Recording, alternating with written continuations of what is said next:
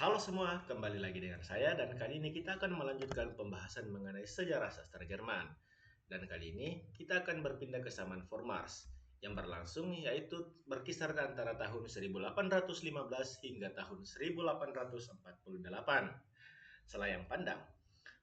Vormars secara harfiah berarti sebelum Maret.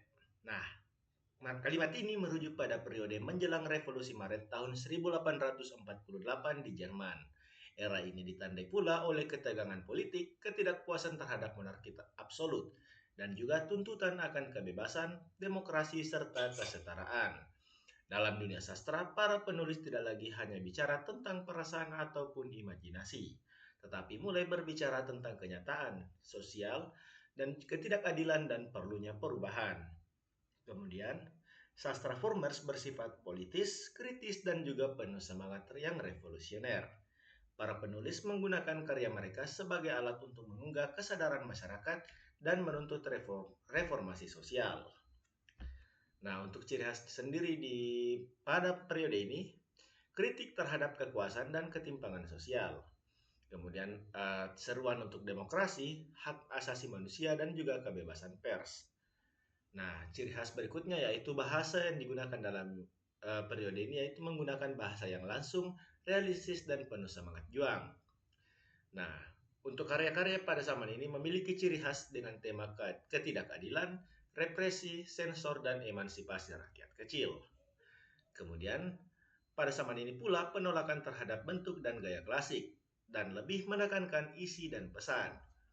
Untuk tokoh-tokoh terkenal, ada beberapa tokoh seperti George Buchner. George Buchner dikenal dengan gaya revolusionernya dan kritik sosial yang tajam. Kemudian ada Heinrich Heine, penyair dan esais yang tajam dalam mengkritik politik dan masyarakat. Kemudian ada Ludwig Wurne, penulis esai dan komentar sosial. Nah, kemudian ada kelompok Junges Deutschland atau Jerman Muda, kumpulan penulis muda yang menyuarakan pembaruan dan juga kemajuan.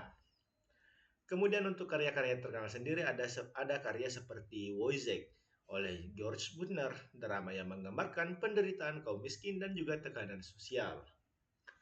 Berikutnya ada karya Deutschland ein Wintermärchen oleh Heinrich Heine, puisi naratif satir yang mengkritik keadaan politik Jerman. Der Hessische Landbote oleh George Buchner, pamflet politik berisi seruan perlawanan terhadap penindasan dengan kalimat terkenal Friede der Hütten, Krieg den Palästen, damai bagi gubuk, perang bagi istana. Nah, bagaimana menurut kalian?